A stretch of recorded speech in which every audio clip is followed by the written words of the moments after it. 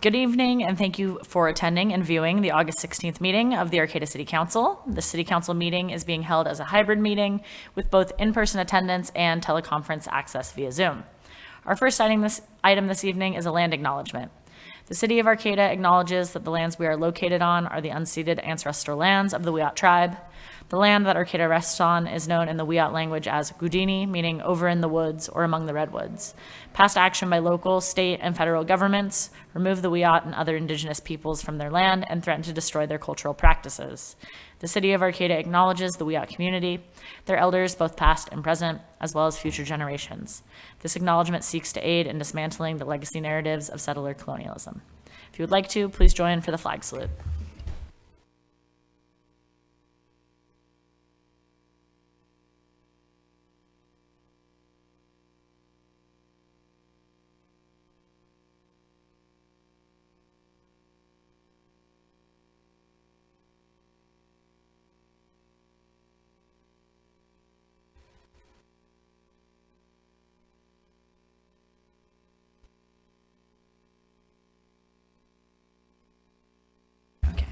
Anyway, we could have a history lesson on that, but will the city clerk please call the roll?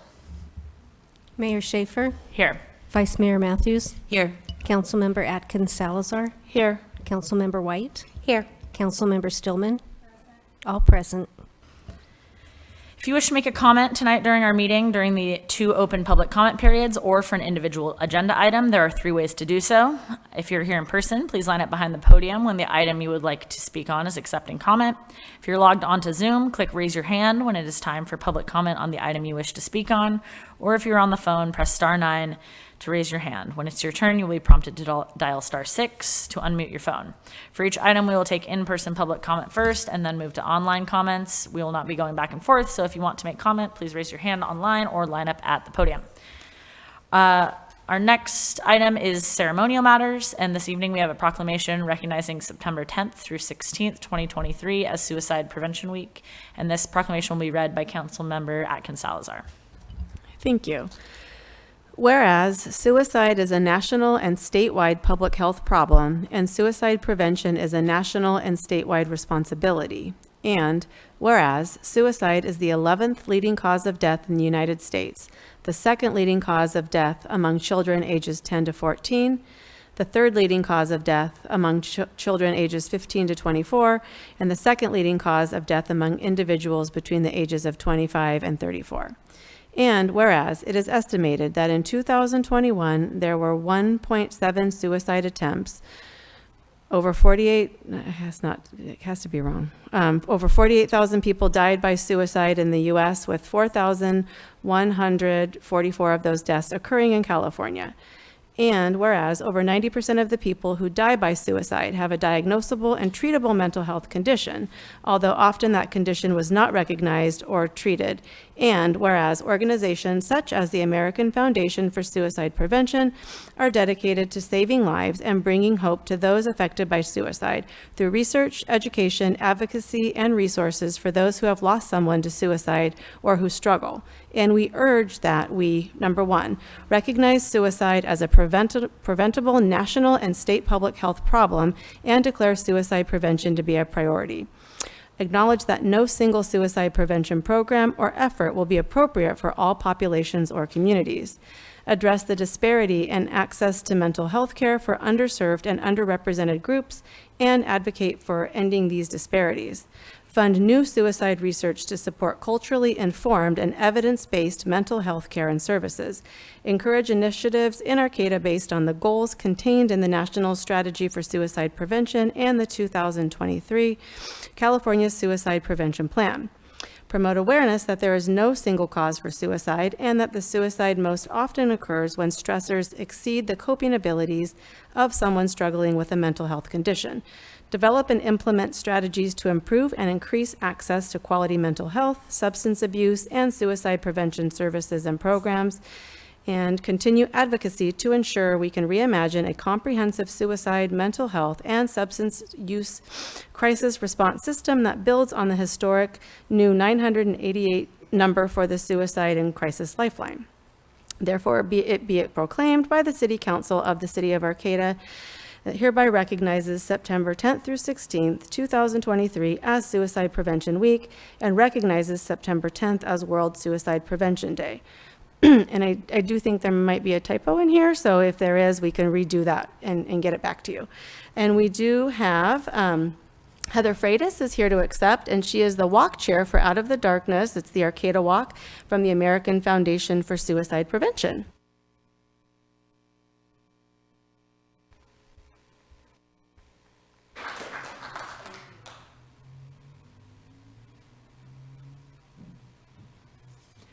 Thank you, Arcata City Council, for adopting this proclamation recognizing September 10th through 16th, 2023 as Suicide Prevention Week. Thank you, everyone, for being here, although everyone's here for different reasons.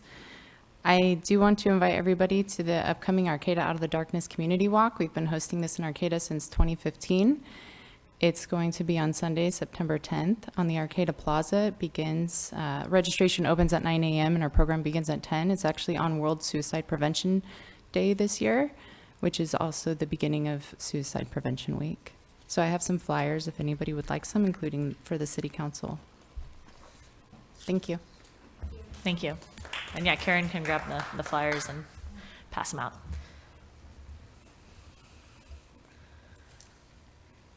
All right. Thank you. Okay. Our next item this evening is going to be early oral communications. The City Council values your comments, and this is a 15-minute time period to allow people to address the council on matters not on the agenda.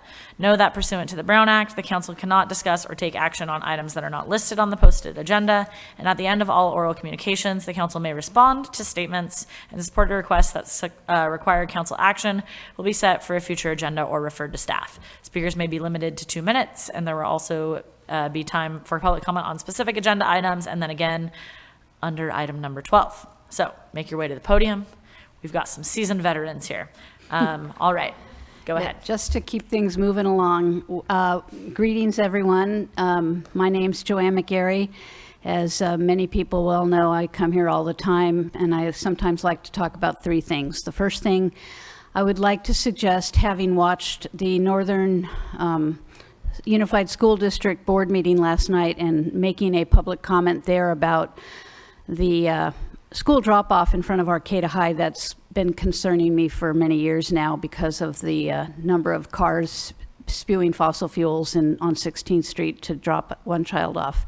But at the beginning of their meeting, they actually allowed different members of the board to read the land acknowledgement, and it's nothing against the mayor here for her reading of that, but I thought that was kind of a nice egalitarian thing to consider, and that brings me to the concept of the written acknowledgement being posted here in City Hall, and I hope that will happen soon because I've suggested that a while back.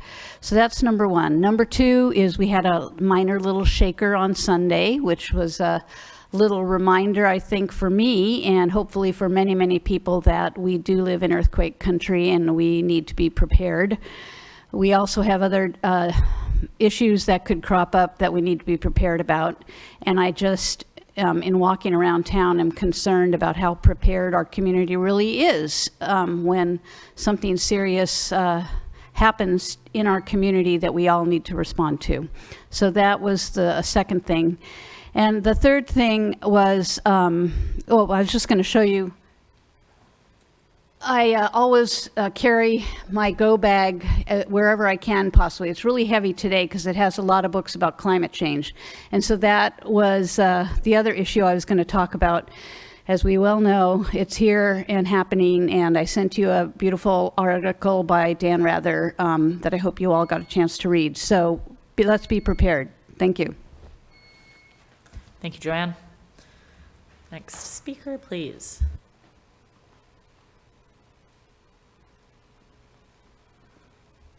Hi, my name is Stephanie Harden, and people call me Stevie.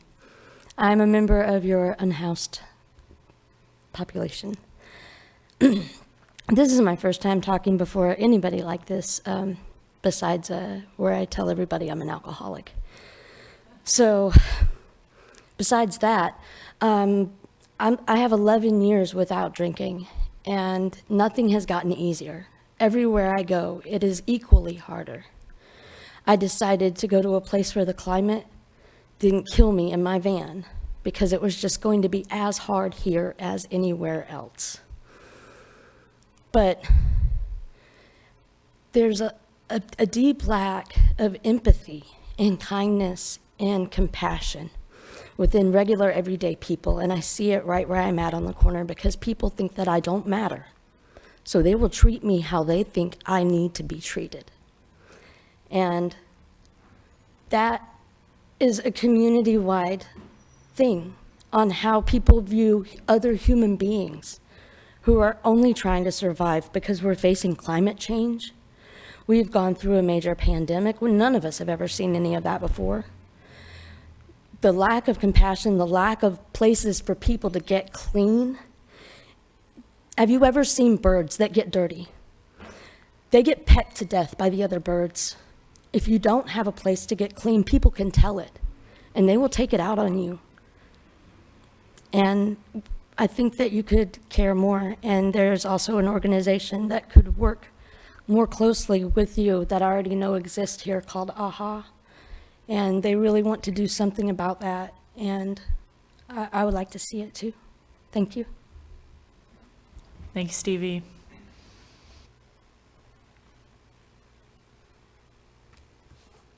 I have a handout here.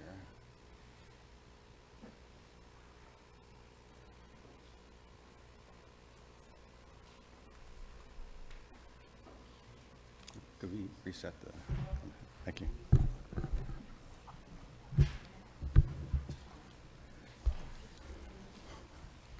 Yeah, good evening, I'm Fred Wise with Arcata1.com.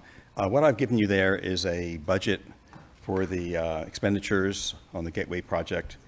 And what I've circled there is the expenditures for the 3D modeling. As we all know, 3D modeling is crucially important, especially at the time when we're evaluating the form-based code. Without it, it's very difficult to establish a view of building and massing. With it, it's very easy. There's articles on Arcata1.com about this. You'll see that the total budget there is $34,600 roughly. We spent $34,400. There's about $200 left. There's been very, very little evidence of any 3D modeling that we've seen so far. The visualization page in the draft is still blank. It's been over a year and a half. I think it's critical. Second, we have 3 study sessions approaching us, which I look forward to, August 22nd and September 26th, October 24th. In the agenda packet, it says the purpose is, as a draft, excuse me, for your consideration, it says the purpose is to develop a final draft of each of the general plan elements, the Gateway Area Plan and the form-based code by November 17th. That is one session of the Planning Commission after your last study session. That does not seem adequate. Lastly, it says it's provided a recommendation for council for adoption. It is not, it's a recommendation. They supplied, the Planning Commission supplied a recommendation for your consideration, not for your adoption. It's a crucial thing. It's actually a legal element also. Thanks very much. Thank you. All right, I saw one more card go out for in-person comment. We've already had, you are, it's 4, we're here.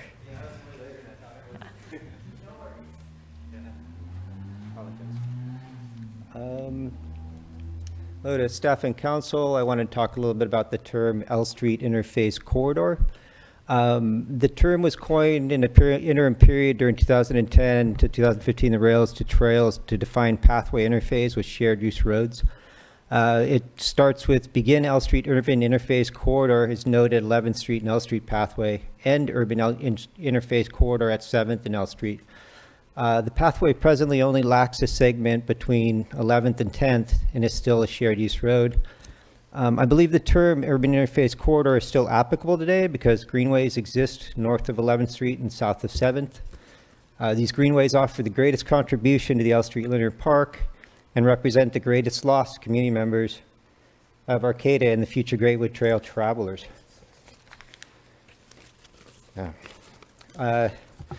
I'd just like to say no enhancements will be achieved by trading these unspoiled spaces for more asphalt. Director Laura recently in a video, Gateway Area Plan proposed circulation network changes and evaluated alternatives, claimed at timestamp 323, Gateway Policy GA7I and no net loss will prevent trails from being moved. No net loss is a mitigation term that allows, in this case, to trade the L Street Class 1 trail for another Class 1 trail in another area. So it's kind of boggles my mind because it's completely backwards. I'll just kind of end on that note. Thanks. Thank you. All right, do we have any more in-person early oral communications? All right, let's check with online. Do we have anybody online waiting to comment? We do. Our first one is Nicholas. Go ahead, Nicholas. Hello, or can you guys hear me? We can. Oh, great. Hey, my name's Nick. I'm new to the community here. I got stuck here for some medical care. I was injured up in Crescent City by a water machine, a Primo Glacier water machine in front of a Safeway. I sustained some serious injuries. I fell, I broke my back, my hand, needed a couple surgeries. So basically what I'm here today for is a public safety concern regarding, a pattern of gross negligence I've seen with this company in your community.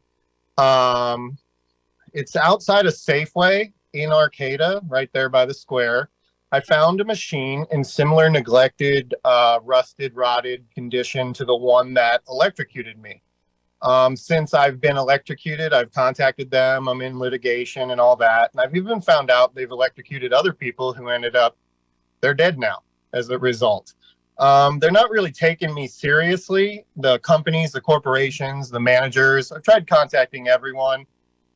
They just say like alleged incident, alleged injury, kind of like disregarding that it actually happened in public.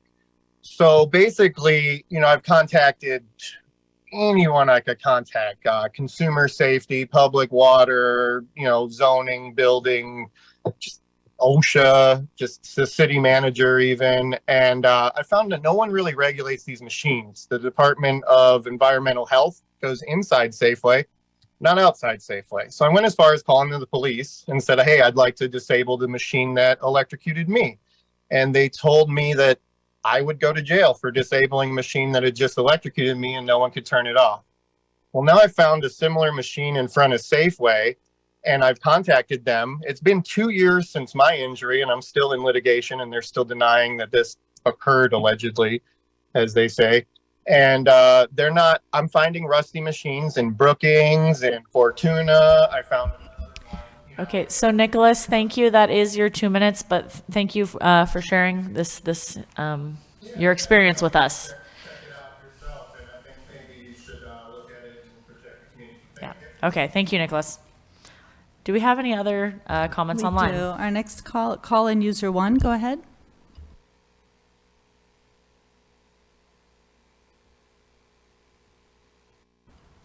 Call-in user, go ahead.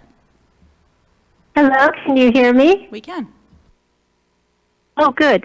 Okay, this is Lisa Pelletier. I'm calling in to, basically to apologize to Mayor Schaefer and Councilmember Matthews for, actually a headline that was written. I wrote a letter last week to the Mad River Union, and there was a headline that said, "Vote Schaefer and Matthews out of office." And that was not my intention. My intention was to let people know that they have options if the council is repeatedly not responsive to the community, that we have options. And that was my only intention. I did not specify anybody to be voted out of office. In fact, I admire the mayor, and I know Councilmember Matthews a little less, but I admire her for her commitment to people in our community who don't have a voice. And so, I may even vote for them again. So to have people specified when I did not specify people in that manner really was disturbing. But I guess it's my responsibility because I did kind of say that we can vote these people out. If they're not listening to us, we can vote them out. So, but I just meant to put that forward as an option, and it's not any shade on the people who are representing us right now. I don't know how they're going to vote. I don't judge people on just one vote. I'm judging them on, you know, a pattern of whether they listen to the community or not. So I apologize with all my heart, unreservedly, and I just wanted to let the community know that they do have more power. I have felt powerless in the past, and I just wanted people to feel they have more power than they think. So that's all. Thank you so much for your service, and that's all I have to say. Thank you. Okay, thank you, Lisa. Do we have any more online comments this evening? No further comments. All right. With that, we will move on from our first early oral communications period, and that takes us into the consent calendar. All matters on the consent calendar are considered to be routine by the City Council and are enacted in one motion. There is no separate discussion of any of these items, and if discussion is required, that item is removed from the consent calendar and considered separately. At the end of the reading of the consent calendar, council members or members of the public can request that an item be removed for separate comment. Item A, approve the minutes of the City Council meeting of August 2nd, 2023. B, biweekly report on disbursements. C, approve the purchase of 4 hybrid Ford Mavericks, $117,585.72, including tax and freight, and award purchase contract to Harper Motors, and authorize the city manager to execute all applicable documents. Approve an agreement and election for the City of Arcata to establish a California Employers' Pension Pre-Funding Trust Fund, CEPPT, to pre-fund employer contributions to a defined benefit pension plan and authorize the mayor or vice mayor to execute all applicable documents. Item E, adopt resolution number 234-04, establishing and improving an unclaimed funds policy and procedure. And item F, adopt resolution number 234-03, establishing and approving a pension funding policy. So are there any members of staff or council members that would like to remove an item from consent? I'd like to remove item F, please. Okay, item F. Yeah, item D, yeah. Yeah. Okay, and then, yeah, so if we have any members of the public that want to remove consent items, come up to the microphone so people at home can hear you. Okay, and so we are removing item D and item F, and then just hang by when we'll take comment on those. So any other items besides D and F that want to be removed? Is yours a different item, Jim? Okay. Yeah, well, which item do you want to remove? May. Item A, okay. So do we have a motion then to approve items B, C, and E? I'll move for approval. Okay, motion by second. Motion by Councilmember Stillman, second by Councilmember White for B, C, and E. All in favor? Aye. Aye. Aye. Aye. Okay, motion carries unanimously. So that takes us to item A, and then Jim will have you come up and give your comment on A, and then we can discuss it. Hi, pretty brief. My comments were left out from the minutes, and it was just to briefly let you know, it was at 60 minutes on the timestamp, and it was just drawing the parallels between the Great Redwood Trail in Ukiah Linear Park and some of the trajectory of trying to get our trail designated in their open spaces, and that's pretty much it. And so just taking note that was absent from there, and I consider it something important. Thank you. Thank you, Jim. Bridget, did you get that? Okay, so if folks then would like to approve the minutes as amended to include Jim's comments about the Great Redwood Trail and the connectivity. I would move for approval with the correction for item A. Okay, do we have a second? Second.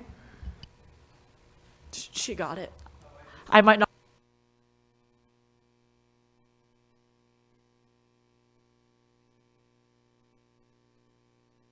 Okay, so we had a motion and a second. All in favor? Aye. Aye. Okay, thank you.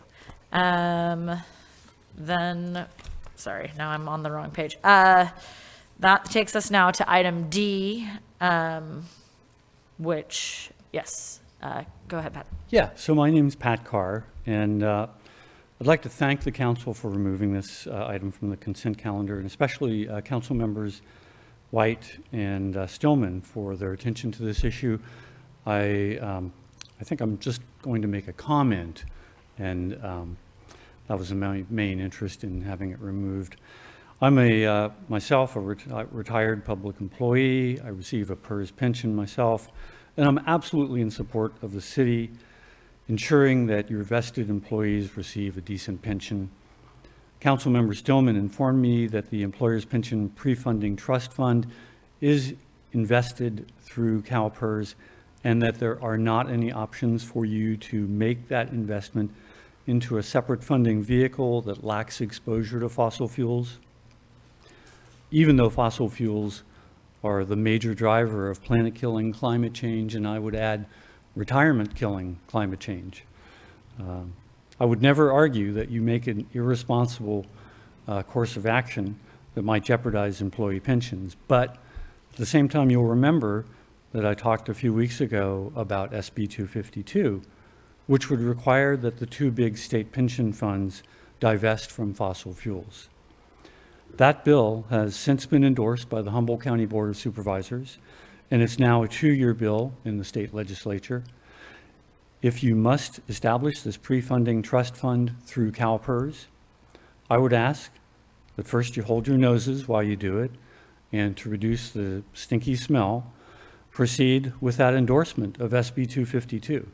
And tell Assemblyman Jim Wood, who remains on the fence about the bill, that you've made that endorsement. Then write a letter to the Assembly Committee on Public Employees and Retirement, where the bill will next be heard, and letting them know that. So please, I hope that you will agendize this, get it on for your next city council meeting, and make that endorsement. This is a bill that gets potentially hundreds of millions of dollars of investments out of fossil fuels, could have a huge rippling effect across financial markets, reducing the incentives and certainly the positive look for fossil fuels as an investment route. Thank you. Thank you. Hi, I didn't know Pat was going to be here, but I ditto everything he says, and Arcata needs to show the way of responsible investing for the future of our humanity and the planet. So please, please endorse the divestment of your CalPERS investments for the retirement fund and for this special fund. We need to just start talking out loud about the fossil fuel folly. Okay, do any council members have any follow-up questions or comments? Or Tabitha, do you have anything to add on the topic? You don't have to, but. Obviously, if you take action on taking a stand on SB 252, that is separate from what we're asking you to do tonight, and certainly that is your prerogative. If I was going to make a personal decision, it would probably be in favor of it. I do have some concerns because it does impact the financial health of the city, and you have to remember that we are now at a $31 million unfunded liability for our pension, and the biggest factor in that is the investment earnings that are made at CalPERS. And so every dollar that they miss their target of 6.8% earnings comes back to the city of Arcata. And ultimately that ends up being our taxpayers and the revenues that support us, and it takes away from other programs. And so I just want to be really cautious about making sure that we provide CalPERS with all of the tools that they have to try to maximize those investments. And I don't disagree with the position or anything else, but I just want us to be really cautious and thoughtful about how you take that stand and what the implications could possibly be. Just as a side note, our actuarial reports that we get about this time of year in late July, early August provide the most up-to-date information on our liabilities and our position. And they actually do a stress test where they show you what your liability would be if they calculate it on a 6.8% earning. Then they calculate it on what would be 5.8 which is actually what we received for the fiscal year 22-23. And then if you do better at 7.8, and just the difference between that 1%, if it's 5.8 over the life or 6.8, adds $12 million to our unfunded liability. So even a small fraction change in their earnings could mean millions to us. And so, like I said, I just want to make sure that we're well aware of sort of all sides of that equation. I did have something. Yeah, go ahead. So I hear what Tabitha is saying, and I guess divesting from fossil fuels was part of my platform. And I would hope that we could at least have a discussion, put it on a future agenda item.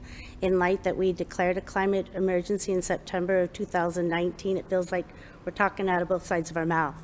And I feel like it is worthy of a conversation. I might get this number incorrect, but I believe there are 33 cities right now in California that have divested from fossil fuels. And so maybe we could look at what those portfolios are doing and maybe make some changes. And I personally do not know what our LAIF, if I got that acronym correct, what I would like to know who we are investing in. And yeah, I'd like to know more. Well, and I'll just add, because I think this is something that I've talked about with the city manager too, that I would, I'm supportive of having a conversation about SB 252 and looking at how we could support that if that's something this council does want to support, and have that, discussion in session. So, yeah, thank you. Okay. No, Alex, go ahead. Yeah. What I was going to do is to move for the approval of this, and we can always add to the agenda for another time the discussion. Because I did see the board of supervisors do that, but I don't want to impair anything at this time. Yeah. Okay. Great.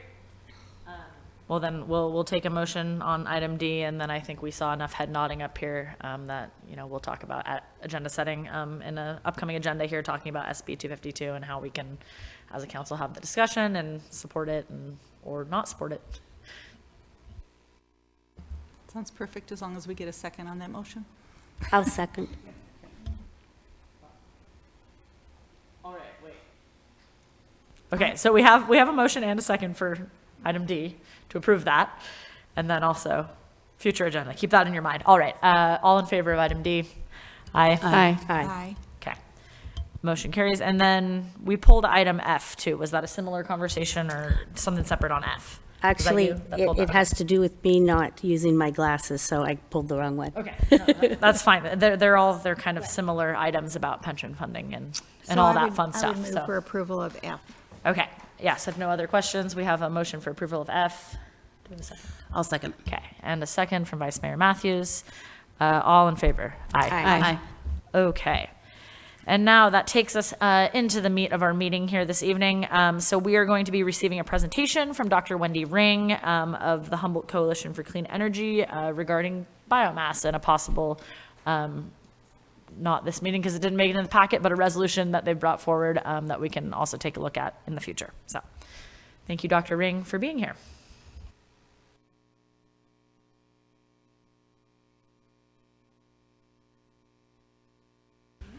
Okay.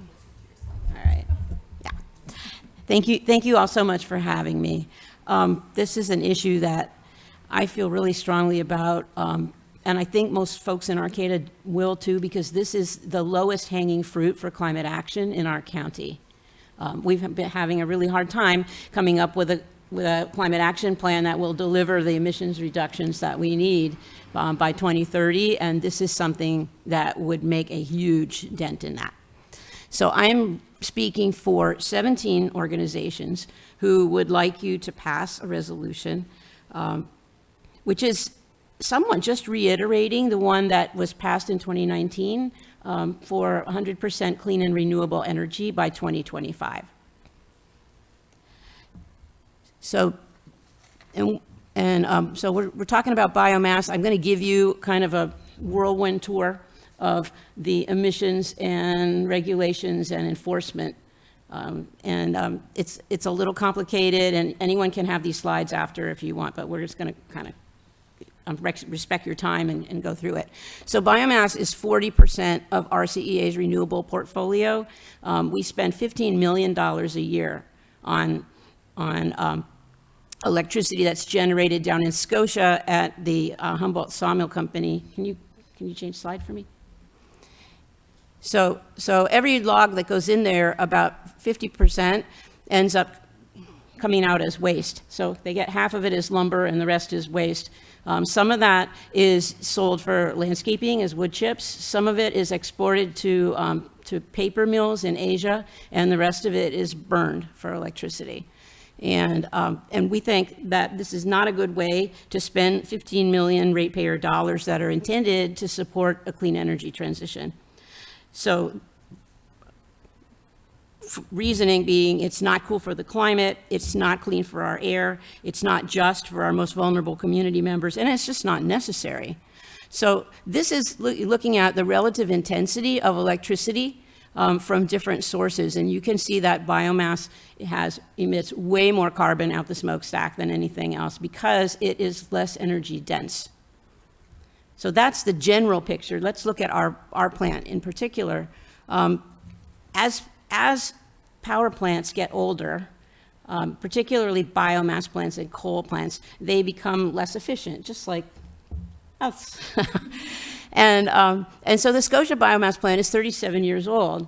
And if you look at the heat rate, which is basically how much fuel do you have to put in to get out a kilowatt hour of electricity, the efficiency of this plant has declined by 50%.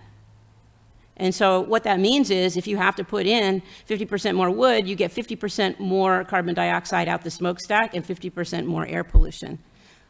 Compare that to our other power plant, the Pacific Gas and Electric Humboldt Bay Generating Station, and even if you include the maximum estimates for upstream fugitive emissions, starting at the well and all the way through the pipeline, it is a third as much.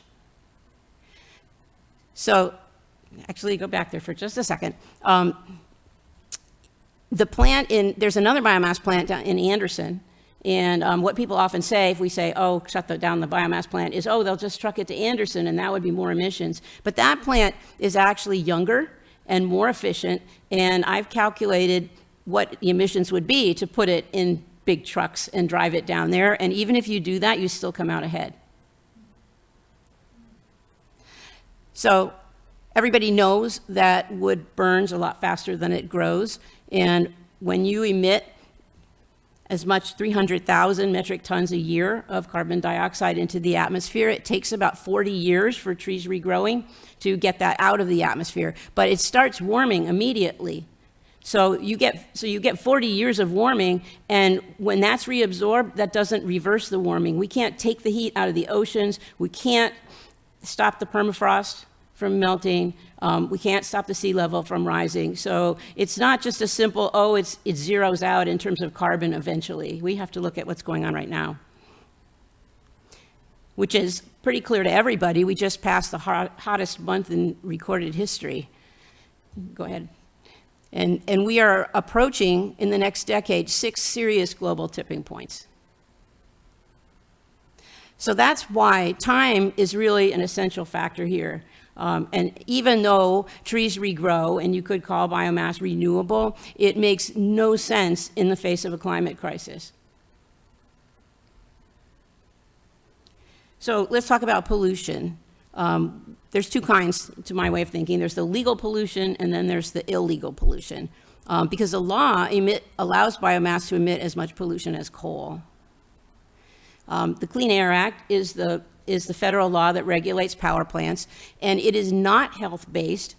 Some people think as long as the plant obeys, meets all the standards, that means that it's not harmful to health, but that's not how it works. What they do is they take the cleanest 12% of each kind of power plant, and they take the average of that, and that is the emissions limit. And in the case of biomass, that means that it can emit as much as coal and be in compliance. So this is what comes out every year, 1,570 tons. The particulates are very, very small, and the ones that come out of biomass particularly, they're like nano-sized, and they go from your lungs into your bloodstream and carry all the way through to all of your organs. And some of the toxins that we'll talk about later ride piggyback on those particles, so they also get distributed. So that's the primary particulates at top in red. And then the next 4 items come out of the smokestack as sulfur dioxide, nitrogen oxide, et cetera, but then they also form particulates. So those are the secondary particulates. And I used a model, it's an online model that the EPA has to help policy members policy makers like you make decisions about that are going to change emissions. And it monetizes the health impacts, basically. So I took those numbers that you just saw and I fed them into that model, and the result is $3 to $7 million of health damage every year from the legal pollution. So I saw that the EPA was tightening their standards for power plants, and I wanted to see if our 37-year-old plant could meet those standards. So I had to do a little research, and that required me to actually read the regulations and read all the documents from the Air District. And what I discovered was that a lot of the state and federal laws for preventing pollution from power plants were not being enforced down in Scotia. So who does the enforcing is our regional air quality management district. The EPA doesn't come here, and CARB, the Air Resource Board, doesn't come here. All of the things are delegated to our local air district. So the district issues the permits, they monitor the emissions, they do the inspections, ensure compliance, and when that compliance doesn't happen, they issue notices of violation. So how do they measure what's coming out of the plant? There's 2 things. One is, once every 1 to 3 years, they actually suck some of the exhaust out of the smokestacks. There's 3 of them because there's 3 boilers. And it goes to a lab and they measure what's in it. But, a lot could go wrong in between, over a 3-year period. So the other thing that they have are continuous emission monitors. And the one that you're looking at is a diagram of a particulate monitor called an opacity monitor, where they just shoot some light through it, and if there's a lot of particles, it scatters the light, and so they get an approximation.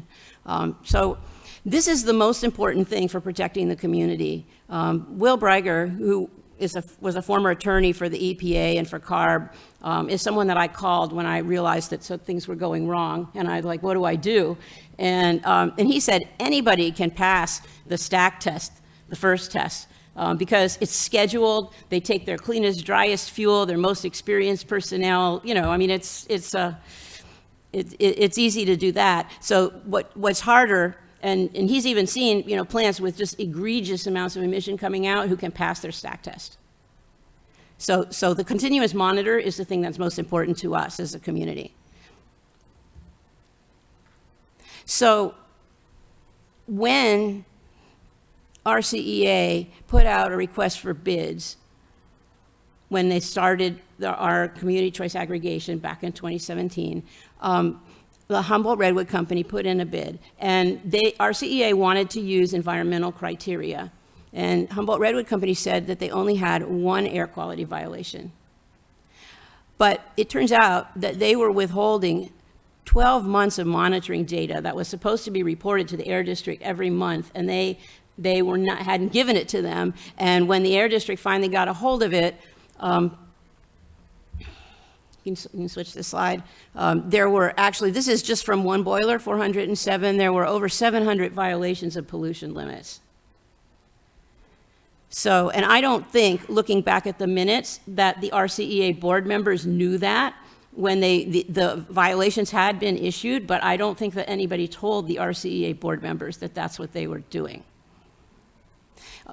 Back 1 minute. The other thing that I found out was that those opacity monitors are, they're only so good as they're accurate, and the people who are reading them know how to interpret them. And it turns out that the accuracy tests that the federal government says that they were supposed to be doing had not been done for at least the 6 years that I went back.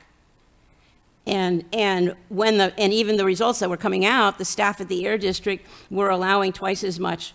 We were applying an old, outdated standard that allowed twice as much opacity and particulates as the EPA did.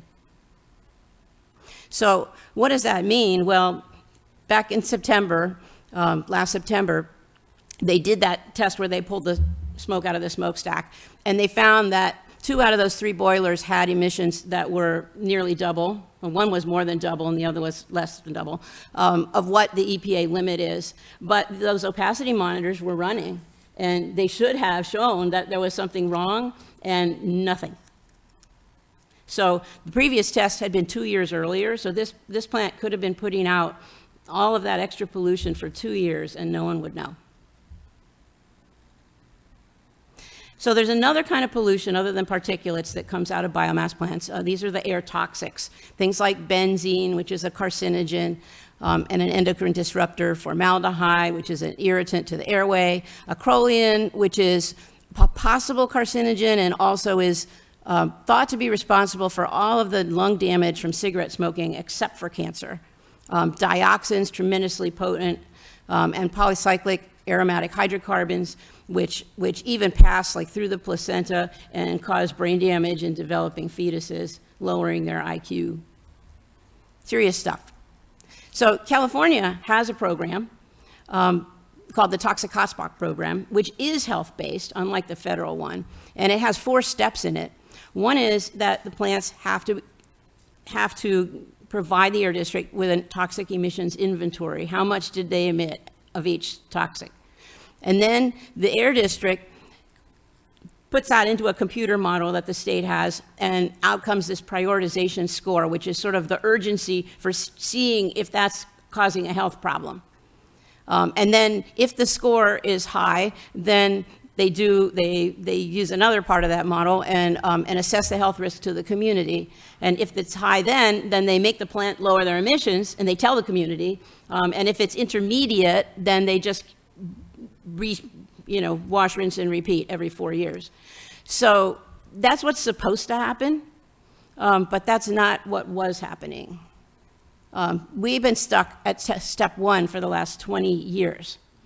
So they did one of these health assessments back in the year 2000, and then they never did it again, and the prioritization score went up and up and up because the OEHA, the Office of Environmental Health Hazard Assessment, added 37 more toxics that come out of biomass plants that needed to be considered. The emissions themselves increased, which I can show you in the next slide. This is just benzene and formaldehyde emissions increasing. And then they also changed, the state also changed the sensitivity of the health hazard assessment because they realized that children were much more vulnerable. So the score in 2000 was 79. And in 2020, the last time we have one, it's 5,999. And the Air District and the biomass plant said, we don't need to do an assessment of health because we did it in 2000 and nothing has changed. So they finally, after a lot of pressure from me, are going to do a health reassessment, but instead of taking the emissions inventory that they had and just sticking it in the computer and doing it, the Air District went to the plant and said, well, we'll let you come up with your own method for measuring your air toxics, and then maybe it won't be so high, and then maybe we won't have to do anything. And so the plant submitted a plan that even the Air District couldn't accept. And that started in January, and we're at August, and we don't even have a plan for measuring this stuff. So this is really unjust. These emissions do not just stay in Scotia, by the way. They travel multi-state. I mean, you know what happens when there's a wildfire. You know how far these things go, right? So, but this is an elementary school 3 blocks from the plant, and you can see, in between the slide and the basketball hoop, there's a little puff of white smoke. That's the biomass plant there. It's pretty close. So 32% non-white, 74% economically disadvantaged. And then we've got, the population of Humboldt County. The American Lung Association puts out something called the State of the Air every year, and they give us a report card. And they also calculate who are the vulnerable people and how many of them are there in every county.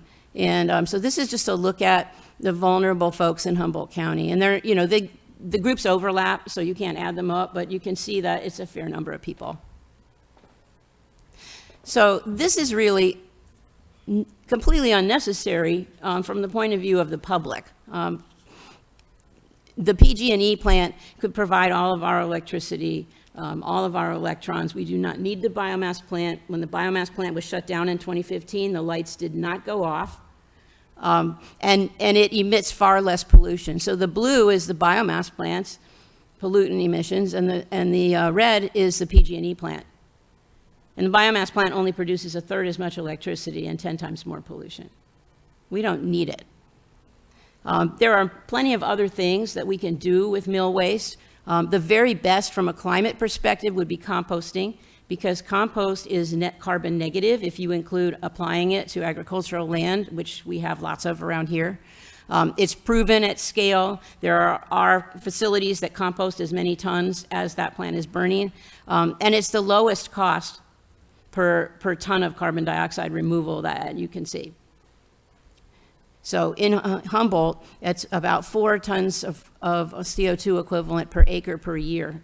And it also, because of the increased moisture holding and the better soil structure, it protects against drought and heavy rain. So it would be good for our farmers and our ranchers. Gasification is different than combustion. It's done with less oxygen, and instead of just burning for energy, you get hydrogen, you get biochar, you get biofuels. And this emits much less pollution. It does emit about the same amount of greenhouse gas, but because its products are displacing dirtier energy instead of the situation we have now where we've got a dirty plant that's displacing cleaner energy, the net emissions are less. So there are 6 of these plants, the woody biomass to hydrogen plants, under development in California. So this is a happening thing. There are plants in other states that are making jet fuel, gasoline, and chemicals that are going to be replacements for petrochemicals. There's a huge need for biomass mulch for restoration after wildfires. Again, there is a market for exporting the chips. There are other things that we could do, or that the plant could do with their waste. They don't have to burn it. So these are the things that we hear a lot. Oh, it would just emit more to truck it to Anderson. Well, no, it wouldn't, because I ran those numbers. Oh, it's better than if the sawmill burns it or puts it in the landfill. Well, they're not allowed to do either. Those are both against the law. And then lastly, we have to have it because it's protecting us from wildfire. Well, it's burning mill waste. It's not burning the results of fuel reduction from forests. It's burning mill waste. So in 2019, after Arcata passed its resolution, and Eureka and other jurisdictions, Redwood Coast Energy Authority did also pass a resolution that we would have 100% clean energy by 2025. And then they went back on that promise and extended the biomass contract to 2031. Now, I've read the contract, and it has things in it that would allow RCEA to terminate that early. First of all, because they misrepresented themselves when they said that they were right with the law at the beginning, and then they've had 12 violations of the Clean Air Act since then, and I think 37 of the Clean Water Act. So, and that's enough to qualify as a reason to get out of the contract. So that's what we would like from the City Council. I know you have a representative who sits on the RCEA board, but we think it's important for the City Council to take action because, during the years that I've been following this, people change, and I think it's also hard when you get in there and the staff is saying do one thing and the board members are reluctant to do something to go against it. So I think we would like, when a representative from Arcata goes in to take a vote on this at RCEA, we would like them to feel that they have the city behind them. So I have passed out, you've got the resolution. I'm hoping that next time it can end up in the packet and you could vote on it. I'm happy to answer any questions.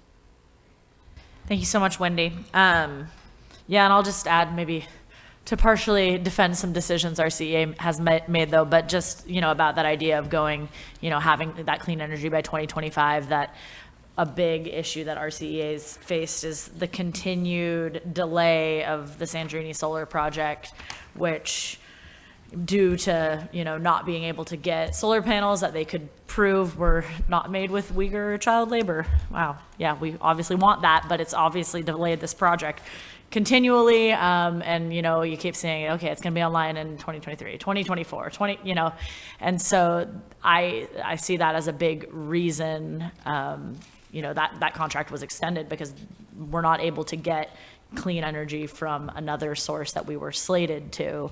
But, again, thank you for bringing this up. And at our last RCEA meeting, we did kind of receive that preliminary report that was supposed to be, as part of terms of the contract, that yearly we would see an update from Humboldt Sawmill about, how it's going basically and what air quality violations exist or what's being produced, et cetera. And so, between the Community Advisory Committee on RCEA and a subset of that with that Biomass Technical Advisory Group too, they are taking a little bit closer look and starting to, pull some of these air quality reports and work, hopefully, because I feel like that's the direction we gave at the last meeting, to have that group dig into it a little bit more and look at these violations and, make a recommendation. Is this something that RCEA can keep doing, or do we need to relook at that contract and or getting out of that contract? So it was a briefish discussion because it wasn't an action item at our last meeting. It was just an update, but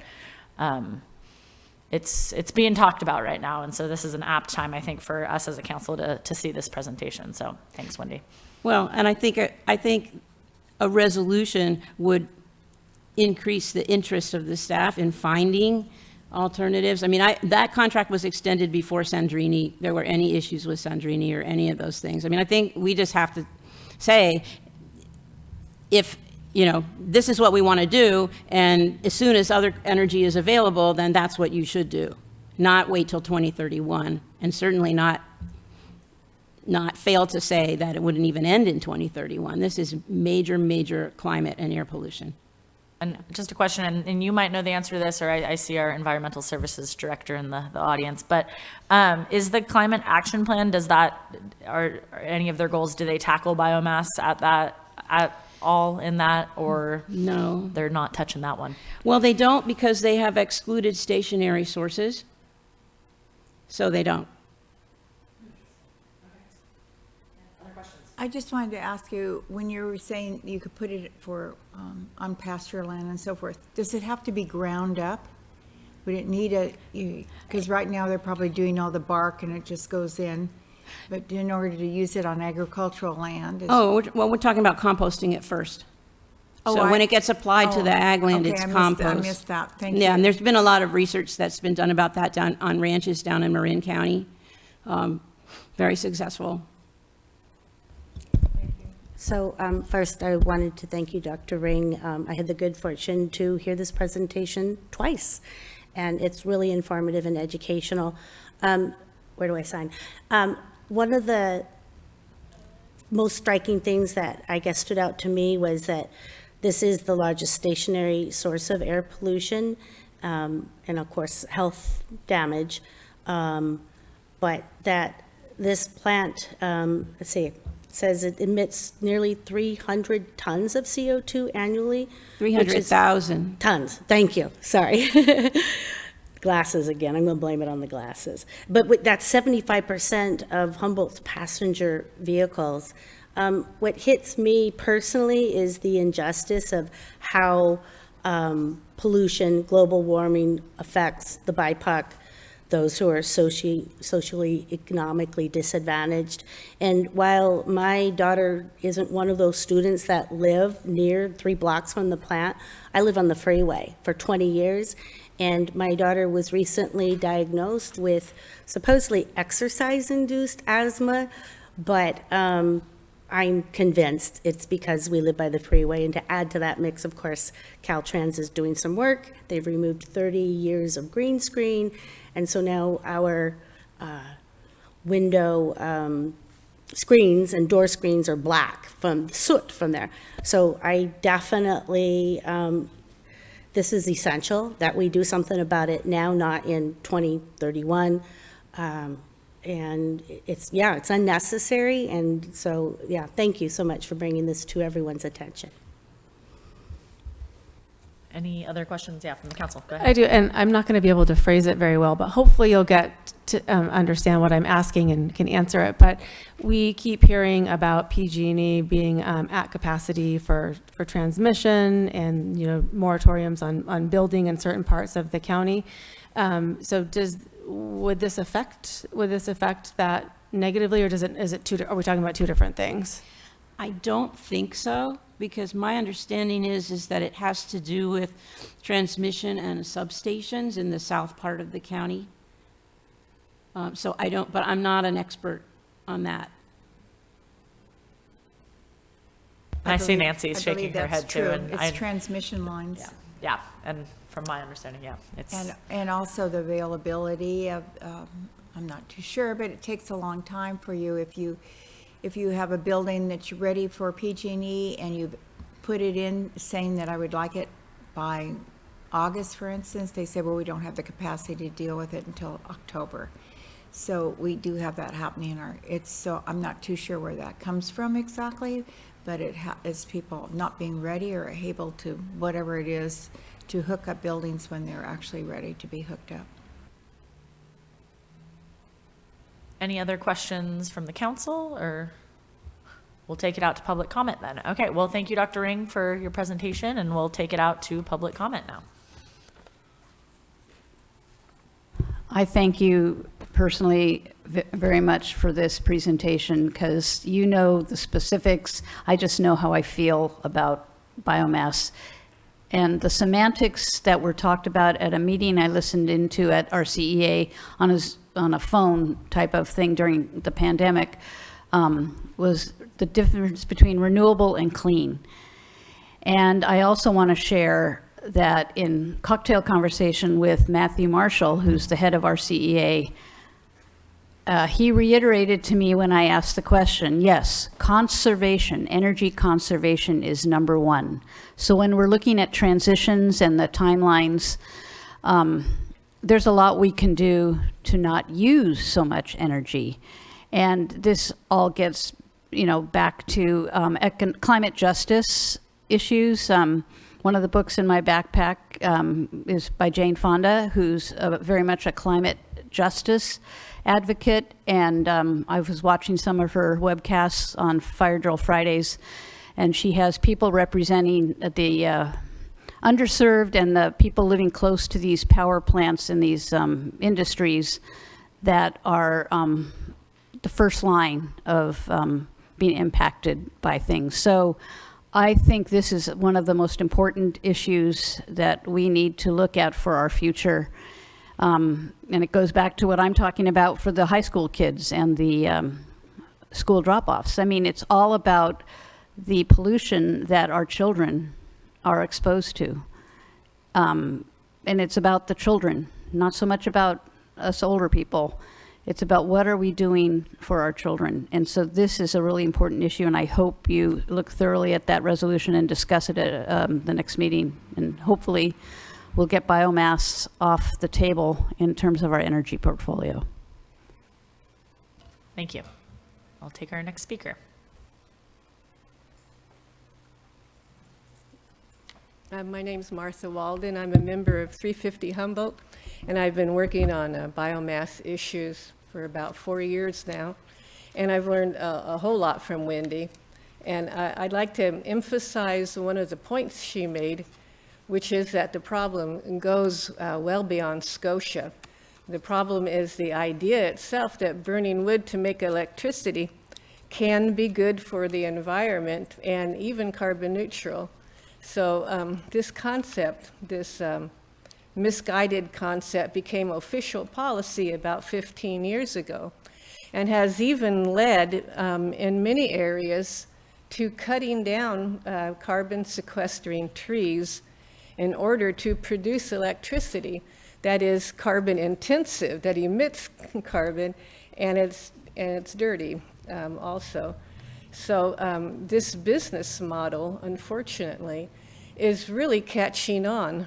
And climate scientists all over the world are very alarmed, and climate activists are trying to overturn it.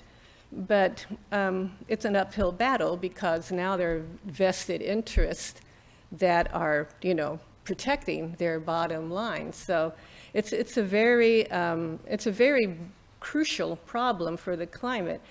And it's also a dangerous situation right now here in the Western United States because the supply of biomass is increasing as we focus on reducing fuel loads in the forest. So it's a problem what to do with this stuff. And the easiest answer is to burn it and get a little electricity out of it.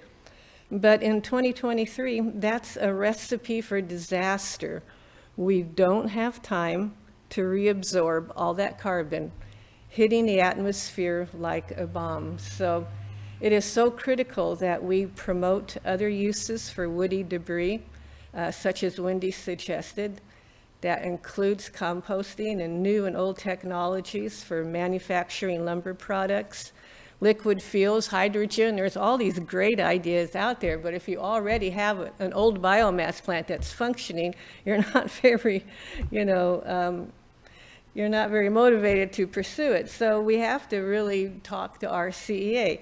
Redwood Coast Energy Authority is trying to decarbonize the grid, and so they should use ratepayer dollars for more solar, wind, and geothermal instead of supporting an obsolete polluting biomass plant and calling it clean energy. So whatever their intentions may be, and I'm sure they're good, but that kind of greenwashing helps to perpetuate a dangerous status quo. Thank you. Thank you. All right, do we have anybody else in person who would like to comment? All right, we'll move to online. Any comments online? No online comments. All right. Well, it'll take us back to us then. We don't have an action item on this evening, but we do have a proposed resolution that we can push to another meeting, or I might, I have a suggestion that maybe we refer this resolution to our energy committee, if anybody's interested in that idea, just to kind of get some feedback from a few more of our in-house experts, and then we can take their recommendation or discuss their recommendation further if folks are interested in doing that. I think that's a great idea. Thank you. Well, I think we need to do more than just that. We can send it to our Energy Committee. I will bring it up at the Air Resources Board. And also, I think it's a good conversation for you to have once again as the representative for RCEA. Thank you. Precisely. Okay. Well, is that then direction that staff needs? We don't need to vote on that. You see some nods. We've got good consensus. Okay, well, thank you again, Dr. Ring, for bringing this to us this evening. And yes, as RCEA, we got Air Quality Board up here, so a lot of people have heard this information and are hopefully going to act on it, so thank you. Okay, at this point, that takes us back to oral and written communications. This will be our 3-minute time for comment this evening. Know that pursuant to the Brown Act, council cannot discuss or take items that are not listed on the posted agenda, and at the end of all oral communications, the council may respond to statements, and supported statements will be set by the council for a future agenda or referred to staff. If you are here in person, line up behind the podium, or if you're on Zoom, please raise your Zoom hand or press *9 if you're on the phone, and you will have 3 minutes. All right, go ahead. Hi, my name's Joanne McGarry, and one of the books I had in my go bag was Ecotopia, which was a very inspiring book I read back in my college days at UC Davis in the 70s. But in rereading it, parts of it, and thinking about the future and talking about the children and the next generations, and my particular interest in the children of today, and what they are thinking in terms of our town and the town that they are growing up in. I would just like to suggest if there is some means for, when school starts back, oftentimes it's, the time to say what you did on your summer vacation kind of concept to start things off. I would like the city to consider asking, especially the high school students, but even the younger students, to write a little something about what they want to see for their future in our town, somehow, as some sort of input of the students, because they're not going to come to this meeting and talk about a lot of things, generally speaking, and I think we really need to hear from them as we're making a lot of decisions about the future that will affect them. So I don't know how it would come about, or maybe it could be worked through some local newspaper competition or contest or program. But I just do think that now's the time for us to broaden the discussion to the next generation, so that as we're making decisions on the dais or in our own personal lives, we're remembering and thinking about the children, because I think a lot of them that I've heard from are very upset with what's been happening to get us to where we are today. And so anyway, I just think it would be nice to reach out to them, to have hear back from them of what they're thinking about their lives. So there you go. Thank you. Oh, my mic was on. Yes, good evening. I'm Fred Wise. When you have your study session on Tuesday, one of the first items is to talk about the framework for the meeting. The suggestion is to use the framework that's similar to what has been used by the Planning Commission over this last 3 or 4 months as part of their accelerated program of going through the general plan and the gateway plan. I don't feel that the framework is best suited for the study session, best suited for the council's purposes. It's set for details. In fact, as you know from your packet, there's a suggestion that you send in changes to the existing plan. My feeling is that what you're there for is a discussion with the planning commissioners, not so much about the facts, but about larger issues, the larger overall issues. So as examples of larger issues, we mentioned that there's a issue with the state density bonus laws versus the Gateway Plan's inclusionary zoning and community benefits program, that, quote, the design standards and community benefits programs are unlikely to be implemented in favor, rather the developers will use the state density bonus laws. This is a big issue. Essentially would negate the last 1.5 years of work. Another issue, are we going to have another community open house similar to what we had 1.5 years ago in January 22? Are we going to have any more conversations with the community about the form-based code, as we talked about in November when we had the accelerated $118,000 funding there? And the number of units that are planned for the Gateway Plan has been revised downward from 3,500 to 500. That's a major change. If there's only going to be 500 new residential units over the next 20 years, that changes the overall picture also. So again, these are not things that are changes to the existing general plan or gateway plan, but are large conceptual issues, which I don't feel that the framework is well suited for. Earlier I mentioned that it's stated as we did not, this is provided as a recommendation to the council for adoption. The Planning Commission went through this for the minutes for the July 11th meeting. There was a similar mistake and they corrected it. I'll bring this up in writing so it's more understandable, but I'd advise you to change it also. As a very small item, as you know, the Transportation Safety Committee is the only committee that has a strong recommendation that's not in the draft plan now. The link on your packet to their recommendations is not operative. It should be, needs to be fixed by coincidence. Thanks. Thank you. And just to address that, it is on the CERT page, and the link that I have has worked, so Karen can forward that working link to the rest of the council. Okay. All right, any other in-person? Okay, in Zoom, comments? Zoom comments? No online comments. All right. Well, then that will take us to our council and staff reports. Do we have any staff updates this evening?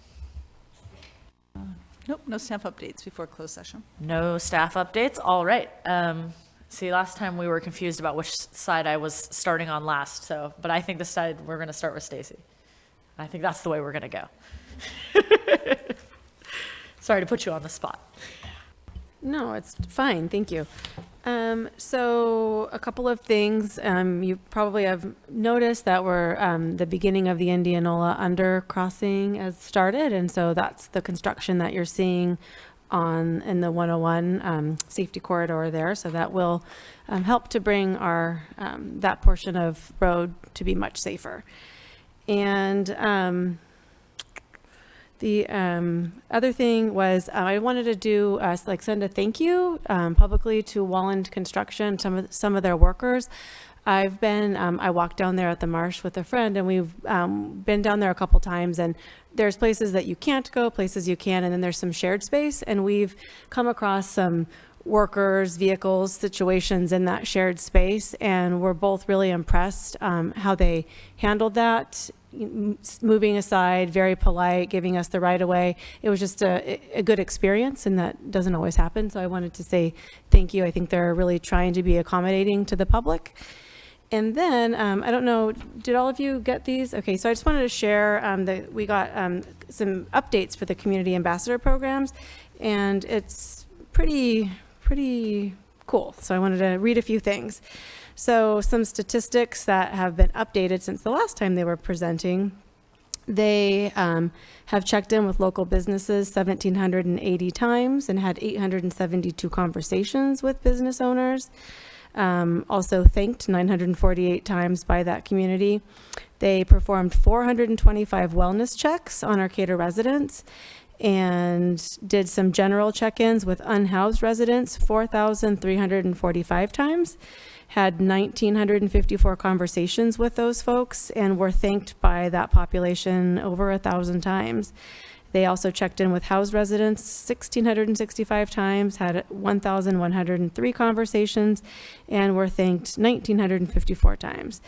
And so also picking up trash, I know we've all noticed it, the cleaner downtown, picked up 3,455 5-gallon buckets of trash, including thousands of cigarette butts. And I know as I've kind of spoken with some of them as they're out and about, they have had people from other communities that have come to visit and really have been pointed out how beautiful the downtown is. So I just wanted to update everyone and thank those ambassadors.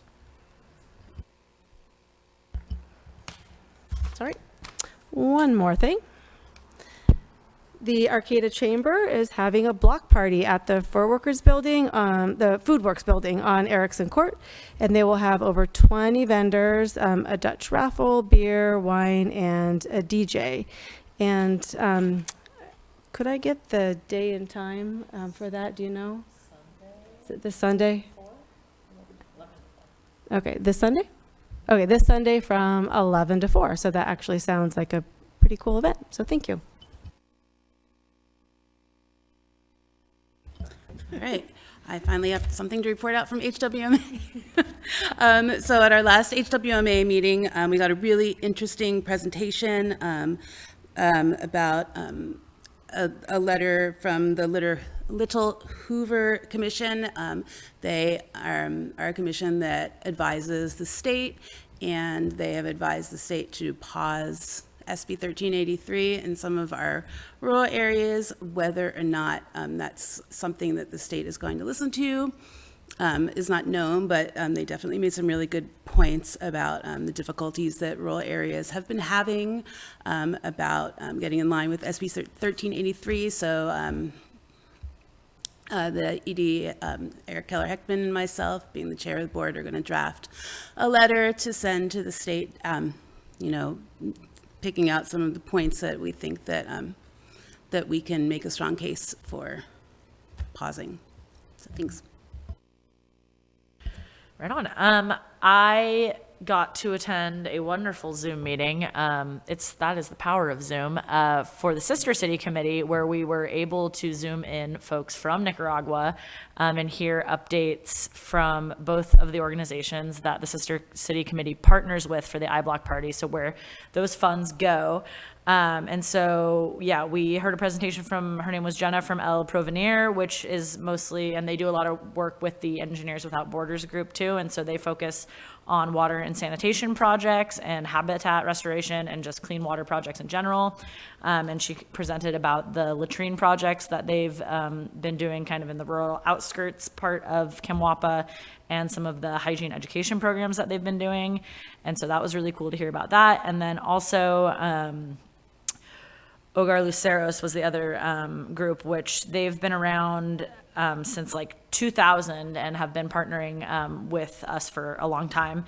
And since he gave the dates of since 2015 now to 2023, they've grown to start serving. They serve 345 children in the town with nutrition and family supports and just health education, and also just focusing generally on classes and opportunities for youth. And they've also recently started a program for helping teenage pregnant youth and young women. And so that has been like a really successful program of theirs that they're trying to expand. And they also operate a completely organic sustainable farm that produces all the food that they use for their different children's programs. And so they're going to have a whole many boards and pictures and presentations about that at the iBlock Party. And so also the man that presented, he was just super excited because Arcata is one of the longest standing partners that they've had supporting that organization. So it was really exciting to hear from them. I also got to practice my Spanish a little bit. And it was just a really fun meeting to be a part of. And then also just a reminder to support those projects and support the iBlock Party that's coming up on Labor Day, Monday, September 4th, from 12 to 6, I want to say. Oh, gosh, I should know, because I am emceeing and I'll have to know what time to be there. So if you want to just come out and enjoy some drinks and food and bid on the silent auction items, or they are also looking for volunteers. So if you are interested in volunteering, you could let me know and I'll tell you. I'm trying to wrangle up some volunteers. So yeah, that's my update. Thank you. The ambassador program. I got an opportunity to witness a wonderful moment of compassion with an unhoused individual, one of our newer community ambassadors. I think she's newer because I haven't seen her before. So yeah, it made my heart fill. Let's see, I had a great time at the Cal Poly Humboldt Move On Day on Sunday. It was great. Yeah. And it was, it brought a lot of fond memories for me because I was at the Jolly Giant complex, and that's where I worked at the housing and dining services when I was an undergrad. Sunday, Kuna had a wonderful turnout at the Clean the Sidewalk event, and they came out in numbers from Arcata House Partnership, the two Home Key supportive housing projects, the Grove and West Village Studios were present, and they got a little competitive, so this is going to be fun. Also, I was able to attend the Homeless Housing Working Group. That was today, and we got an update on safe parking. We're waiting on some status of some grants for them. The open door medical van will no longer be in the downtown area, and services will now be in Valley West. We discussed about the influx of senior housing insecurity. Back onto the cleanups. Kuna will be hosting on September 3rd another community cleanup. So if you're not doing anything, come on out to Valley West Park at 1304 Howland Drive from 9 to 11. And if you really want something else to do, we need some volunteers out there. We're going to be doing a welcome to Valley West, Cal Poly Humboldt, and also to honor the two new Home Key residents at both the West Village and Grove. We'll have our second annual free community barbecue. And so that'll be following. And I think that's all I've got. Thanks. Okay, thank you. I just wanted to announce that the Friends of the Arcata Marsh, they have 2 openings for their board, and they're looking for volunteers for that position. And today when I was cleaning out washing my milk bottle, it made me start to think about how we are into third generation recycling. So back in the 70s, it was like the beginning. Everybody took their recycling to the recycling center. You made sure it was clean, it was perfect, it was everything you were supposed to do, crushed, whatever. And it was sort of a, everybody, you run into your friends and you do it. Then from that, it became pickup at your house, and you had 3 bins or 4 bins, and you separated. And then that went away, and it became 2 bin that was separated in half. You put your cardboard on, your other recyclings in that. That got dumped into one truck somehow. And now we just put it all together.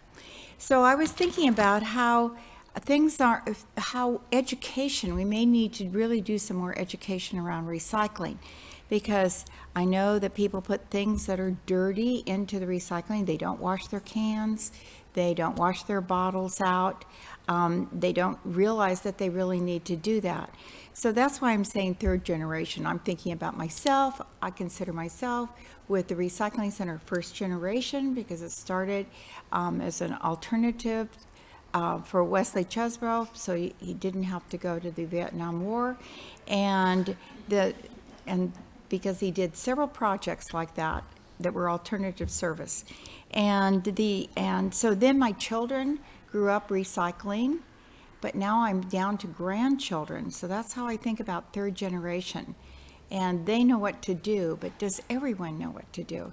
And I really think that's something I would like to suggest, that we somehow or other start thinking about how you actually recycle, because we know if you have any grease on your cardboard, it's not recyclable. And so anyway, that's my thing about third generation recycling. Also, on the plaza, we continue to have music until September 10th, and that's on Sunday, and there's an art market that's there also. And I did set up for volunteering for the I Street Block Party from 10 to 12 for setup. And I just had to call and find out how many tables I'd have to move or what. And I found out, I could do this, set up the desserts. That's perfect. I didn't really want to move tables and chairs and do all that heavy lifting. So, thank you. Now that Alex has her just desserts, we can move on. Okay, that takes us to dates of future meetings. So we are going to confirm a study session this upcoming next Tuesday, August 22nd, 2023 at 6 p.m. in the council chambers for at least us Gateway folks. Are we confirmed? We feel good? Do you need us to, we don't vote on that. We just say, yes, we're confirmed. Okay. And then also confirming and setting 2 dates for study session with the Planning Commission, Tuesday, September 26th and Tuesday, October 24th, both at 6 p.m. here in the council chambers. So are those on the calendars for folks? Okay. Confirmed. These are the same dates we've been talking. Okay, yes. as long as But they're now the same. we're officially confirming them. I've got them. All right. Okay. Could I just ask, Yes, go ahead. I definitely want to weigh in with Alex on education with recycling. There are so many faux pas happening out there. People do not follow the rules, and oh my gosh, I get so mad at my neighbors. Yeah. So, yeah, I concur. Wonderful. Okay, so we're all going to learn how to recycle, and we're going to set our Planning Commission study session dates, and we feel good about those. And with that, we will adjourn into closed session. For, yes, public employee appointment